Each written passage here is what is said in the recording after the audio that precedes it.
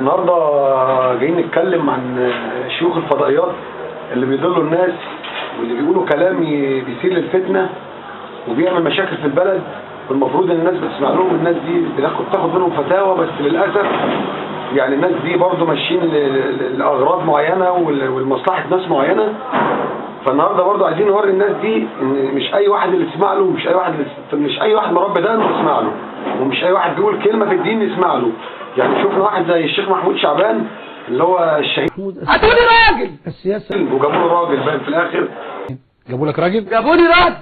الراجل ده مريض نفسيا، زي ما المحامي بتاعه قدم ورق وقال ان الراجل ده كان بيتعالج من مرض نفسي. يبقى ينفع ان احنا نسمع للراجل ده فتاوى واحكام في الدين؟ اظن ان ما ينفعش.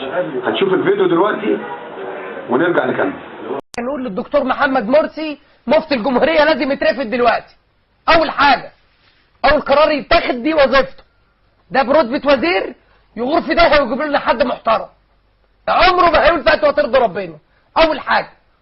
تاني حاجة، قانون الازهر يطلع وشيخ الازهر مع الف سلامة، نديله استمارة 6 ربنا يكرمه وجزاه كل خير، وتيجي لجنة جديدة ويجي هيئة كبار العلماء وينتخبوا شيخ ازهر محترم. انما احنا بالاسلوب ده عاملين زي الايتام.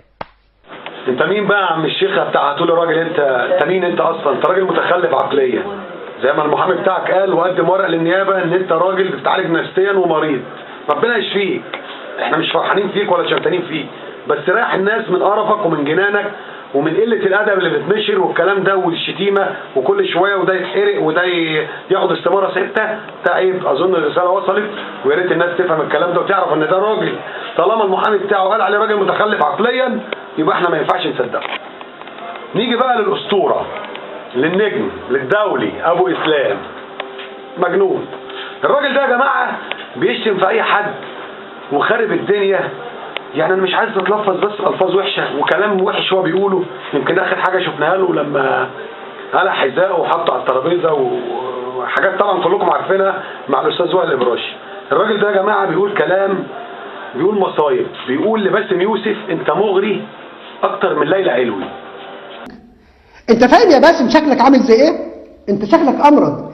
يعني في تحريم يا باسم نحن نبص عليك. يعني انت في الاسلام لازم تغطي وشك، تلبس نقاب. اقسم بالله على ذلك في شرع ربنا انت تلبس نقاب لانك واد حليوه. مفيش فرق بينك وبين يعني طب حط نفسك جنب ليلى علوي وحط صورتك. قد بالله عليكم استسمحكم يا مخرج، استحلف بالله تحط وش باسم وتحط وش ليلى علوي جنبيه، او الهام شاهين او اي واحده من الممثلات. شوفوا مين الاحلى. فانت يا باسم انت ما يصحش، فعيب.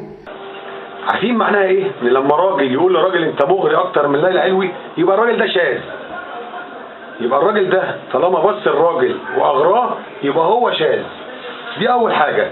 ثانيا يا عم ابو اسلام، انت راجل حللت الجواز العرفي، تبقى راجل قواد من غير كلام.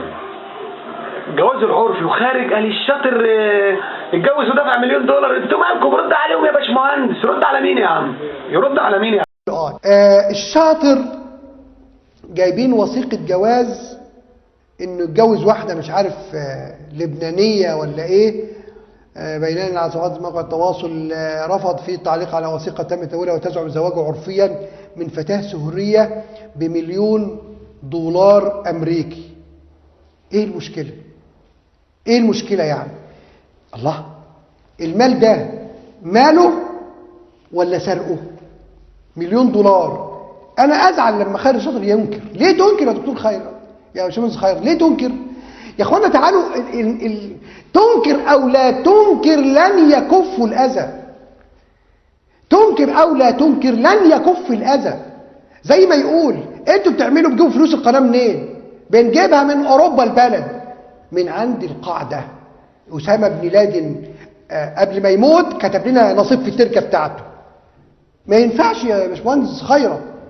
الله، انت اتجوزت حرام ولا حلال؟ عرفي وشي راضيه، خلاص انتهى الامر. ايه المشكله؟ ايه المشكله يعني؟ ايه المشكله؟ انت طبال مالك حل، انت طبال مالكش حل.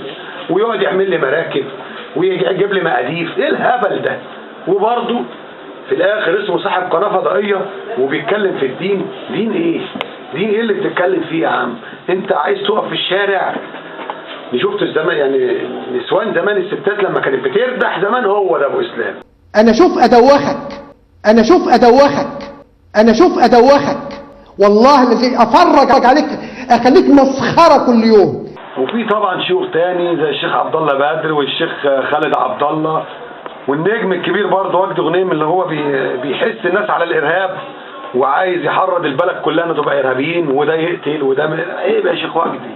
انت راجل يعني كبير، ولو واحد من اللي انت بتقول عليهم عايز تقتلهم دول لو شافك في الشارع هيظبطك وهيفرج عليك الناس.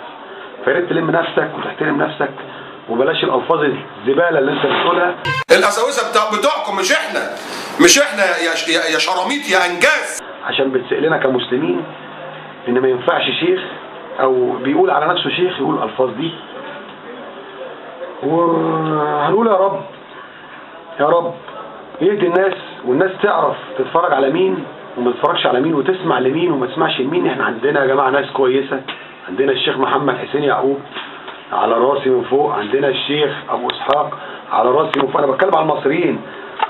عندنا الشيخ محمد حسان على راسي من فوق، بس باخد عليه بعض الملاحظات برضو لانه هو كان من ضمن الناس اللي كانوا بيخلوا الناس تنتخب مرسي، وهو دلوقتي اكتشف ان مرسي برضو جماعته غلط، بس الراجل ما بيتكلمش بقى دلوقتي. يعني الشيخ محمد حسان الكلام مات معاه خلاص، هو نسي السياسه ونسي كل حاجه، وربنا يستر على البلد.